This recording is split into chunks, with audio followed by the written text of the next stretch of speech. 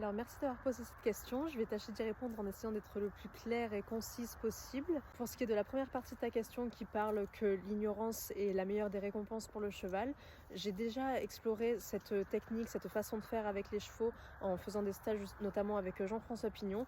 J'ai beaucoup aimé, ça m'a beaucoup appris, mais avec ma jument en fait ça fonctionnait moins bien puisque elle s'est un petit peu éteinte dans le travail, elle était beaucoup moins motivée à travailler et dans ce cas-là, en effet, elle était beaucoup plus dans l'ignorance et un petit peu dans le dédain par rapport à moi.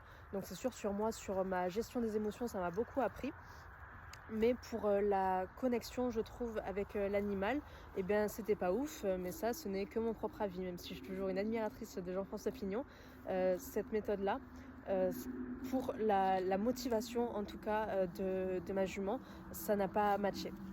Et aussi, je me dis qu'on aura beau faire ce qu'on veut, on n'est pas des chevaux. Et tout ce qu'on leur demande en équitation, même en méthode positive, etc., eh ben, ce n'est pas ce que des chevaux en troupeau se demandent. Donc, c'est à nous, en fait, de nous adapter et d'essayer de communiquer de la meilleure manière qui soit. Mais malgré toute notre bonne volonté, on reste des humains, en fait. Donc, essayer de communiquer avec des codes de chevaux, oui, mais n'oublions pas qu'on est des humains et qu'on leur demande des choses qui ne sont pas cheval.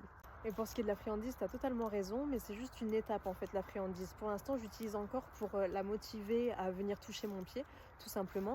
Mais à terme, une fois qu'elle aura compris qu'elle peut facilement toucher mon pied et que derrière, on arrête la séance et je descends, eh ben, il n'y aura plus du tout de friandise, elle n'aura pas d'intérêt dans cet exercice-là. Donc c'est vraiment juste temporaire, le temps de l'apprentissage, et j'espère qu'à terme, eh ben, ça matchera, mais il n'y a pas de raison, je lui fais confiance pour ça. Et si ça vous intéresse de suivre cette évolution, ce procédé, ce travail, n'hésitez pas à vous abonner. Et si d'autres exercices dans ce sens-là, de cette équitation-là, vraiment dans le consentement du cheval, le respect du cheval, l'équitation positive, etc., vous intéressent, n'hésitez pas à me partager vos idées, vos questions et vous abonner, bien entendu, pour qu'on puisse vivre toute cette aventure ensemble.